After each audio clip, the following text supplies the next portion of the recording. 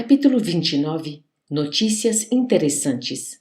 Em vista de apresentação mais íntima de Aniceto, que deixara as jovens em nossa companhia, entramos a conversar animadamente com Cecília e Aldonina. A primeira tinha sido filha dos Baccelar, na crosta.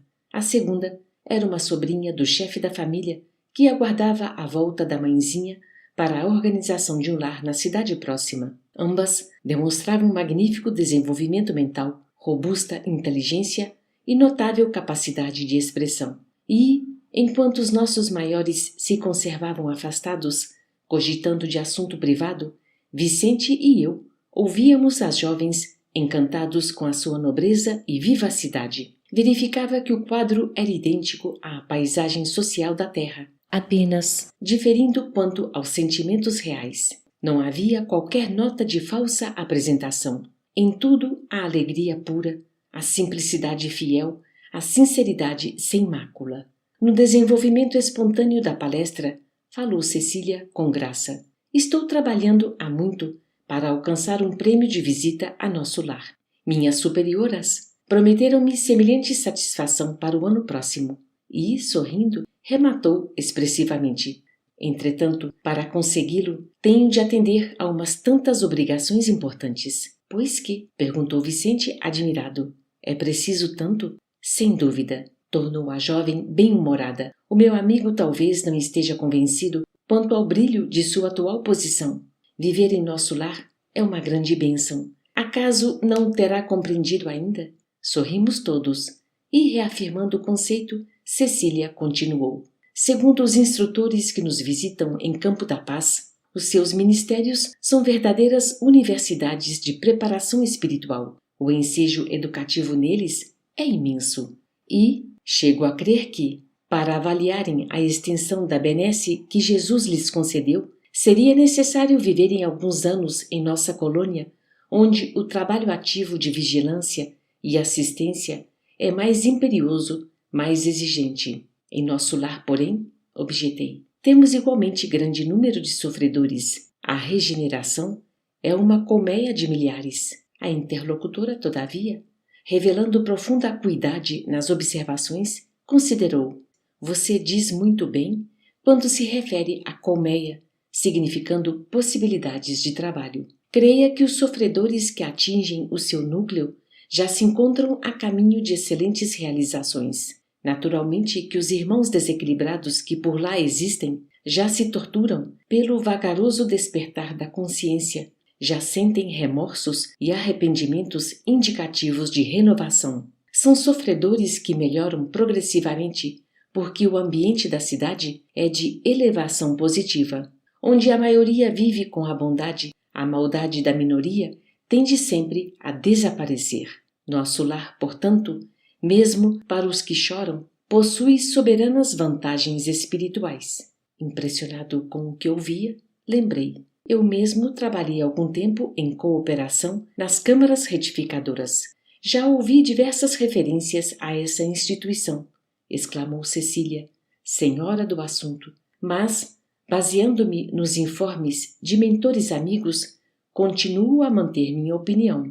E, como se já conhecesse nossos processos de serviço, asseverou sorridente. Vocês conhecem lá muitos espíritos sofredores, mas, em Campo da Paz, conhecemos muitos espíritos obsessores. Lá poderá existir muita gente que ainda chora, mas em nosso meio há muita gente que se revolta. É mais fácil remediar o que geme que atender ao revoltado. Nas câmaras a que se refere, vocês retificam erros que já apareceram, dores que já se manifestaram. Mas aqui, meu amigo, somos compelidos a lutar com irmãos ignorantes e perversos, que se sentem absolutamente certos nas fantasias perigosas que esposaram, e vemo-nos obrigados a atender a doentes que não acreditam na própria enfermidade. Começava a entender a lógica daquela argumentação e, reconhecendo a impossibilidade de qualquer contradita, a jovem continuou, segura de si. Aliás, é natural que seja assim. Estamos a pouca distância das criaturas, nossos irmãos na carne, e sabemos que, na crosta, a situação não é diferente. Quantos materialistas se fantasiam por lá, de filósofos, quantos demônios com capa de santos, quanta má-fé a fingir generosidade e boas intenções.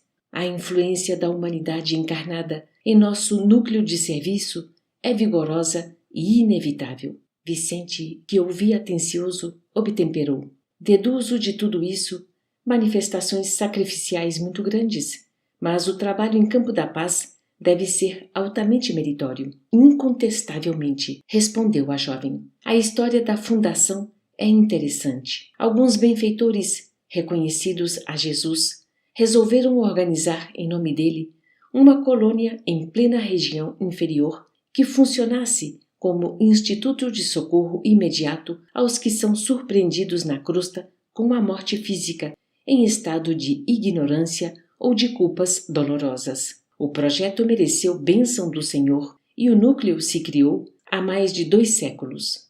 Nem todos os espíritos envolvidos, no entanto, estimam o serviço nesse órgão de assistência constante. A maioria dos missionários vitoriosos, ao se ausentarem da terra, necessitam refazer energias por direito natural do trabalhador fiel, e os mentores de nobre posição hierárquica têm seus programas de serviços que não devem quebrar em obediência aos desígnios do Senhor. Desse modo, nosso serviço é ativo, mas nossas aquisições são lentas e devemos sempre esperar por cooperadores que se eduquem na própria colônia em benefício geral. Ganha-se excelente compensação. Temos direito a grandes valores intercessórios, mas por isso mesmo nossas responsabilidades não são pequenas. Conhecendo a utilidade dos que servem em nossa colônia, não passamos nunca sem instrutores abnegados que procedem da zona superior, alentando-nos o bom ânimo.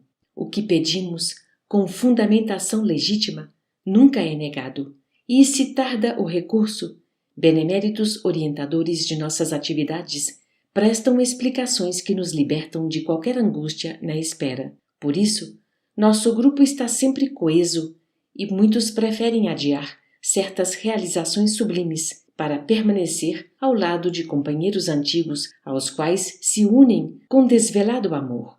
Os esclarecimentos da jovem encantavam-me. Naquelas poucas palavras estava todo um resumo de lições sobre o sacrifício e o merecimento, o compromisso fraterno e a solidariedade compensadora. A sua família sempre viveu lá? Perguntei com interesse. A jovem sorriu e explicou. Meu pai, há mais de 50 anos, foi socorrido pelos benfeitores de Campo da Paz e, restabelecida a saúde espiritual, fixou-se na colônia com razoável impulso de amizade e gratidão. Mais tarde, minha mãe reuniu-se a ele e, faz precisamente 20 anos, Aldonina e eu fomos atraídas amorosamente por ambos, a fim de continuarmos ali, no santuário familiar. Desse modo, trabalhamos ao lado deles desde a primeira hora. E tem muitos programas para o futuro? Indaguei. Cecília fez um gesto que lhe caracterizava o coração de moça sonhadora e redarguiu. Tenho muitos projetos e problemas a resolver, mas estou aguardando a chegada de alguém que ainda se encontra na Terra.